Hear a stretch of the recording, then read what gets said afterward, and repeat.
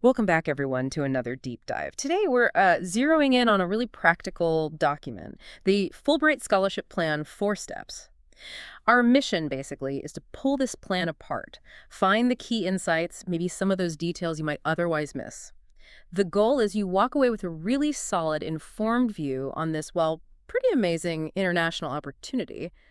Think of this as your shortcut, a focused look at what it genuinely takes. And that focus is spot on. This document really does provide that. It's quite something how it takes what seems like a massive task, getting a big international scholarship, and just breaks it down systematically. What's really insightful, I think, is how it's more than just a list. It gives you a strategic frame, really showing what the Fulbright program values, what it expects at each of these 4 steps. Okay, so let's dive into that first one then. Prepare and research. Mhm. When we talk prep for something like Fulbright, well, you might think, okay, quick search online, right? But what's the plan telling us about the depth of this research, the strategy behind it? That's a great point because this first step, it's way more nuanced than just checking boxes. The plan subtly points towards, specific country program eligibility things that people often miss, like some countries might lean towards certain academic fields or maybe they prefer applicants without much prior U.S. study.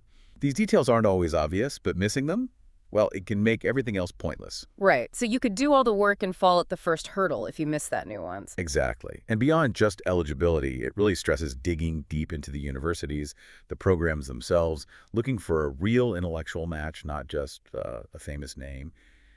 And then there's the practical stuff. Planning a realistic timeline, getting those tests like TOEFL or IELTS sorted. It's all about building this really solid research base to launch from. So it's not just info gathering, it's strategic. Finding that alignment. Are there common traps here? Things the document sort of implicitly warns against? Oh, definitely. A big one is focusing too much on just the place, the destination, without fully grasping what that specific program needs or the academic environment in that host country. The plan kind of gently pushes you away from superficial fit.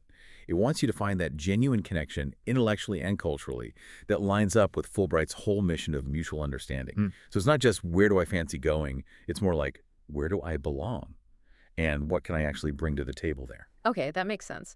So you've done that deep strategic research, you've gathered intelligence. Now you might think, okay, time to list my achievements, but step 2 seems to be about something more.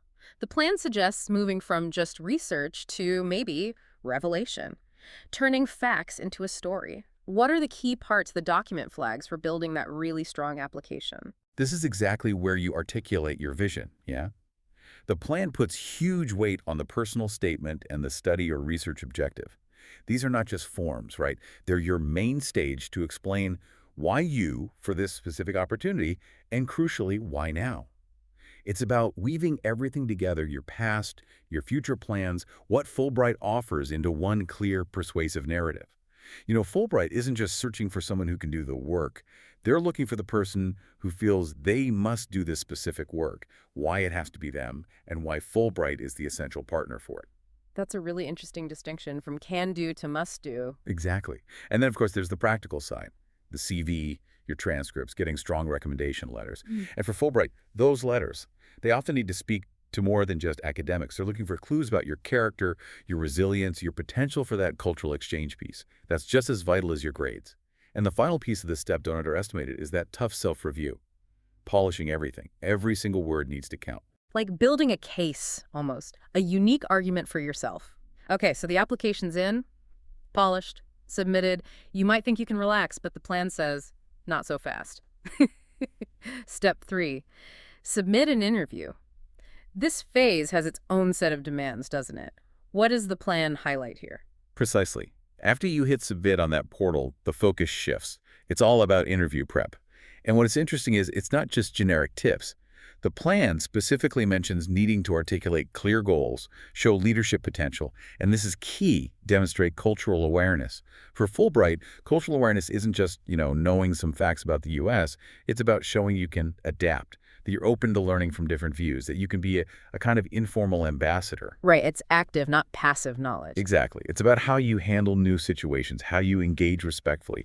That reflects the core Fulbright mission. They want people who won't just succeed in the classroom, but who will actually engage with the community around them. That really brings up a point for you listening.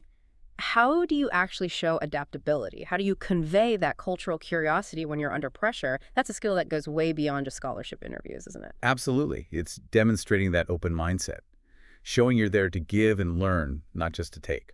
Okay. And then finally, the exciting bit. You've made it through. Post-selection, the program itself. Step 4. What are the key things the plan outlines here? Responsibilities, activities. Yeah, this step really brings it all together, showing the scholarship is just the start. It covers the practical things first. Visas, orientation. Really important for hitting the ground running in a new country. But once you're there, the plan stresses active engagement, both academically and culturally. So it's not just about your studies, it's about immersing yourself, becoming part of things, embracing that dual role, scholar and cultural bridge builder. And if you look at the bigger picture, maybe the most significant part is about returning home, contributing back to your community, joining that huge Fulbright alumni network. It really emphasizes the long game, cultivating global leaders, fostering understanding way beyond just the year abroad. It really shows it's not just about individual achievement, is it? It's about becoming part of something much larger, fostering those connections. So there we have it. We've walked through the Fulbright Scholarship Plan 4 steps.